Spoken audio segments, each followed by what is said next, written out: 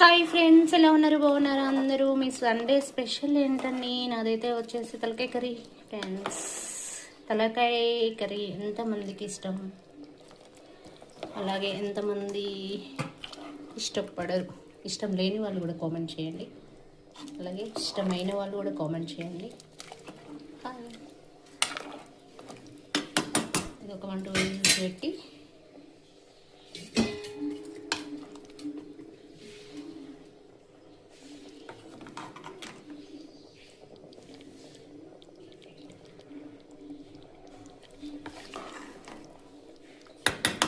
Hi hi, ఎలా ఉన్నారు? బాగున్నారా అందరూ?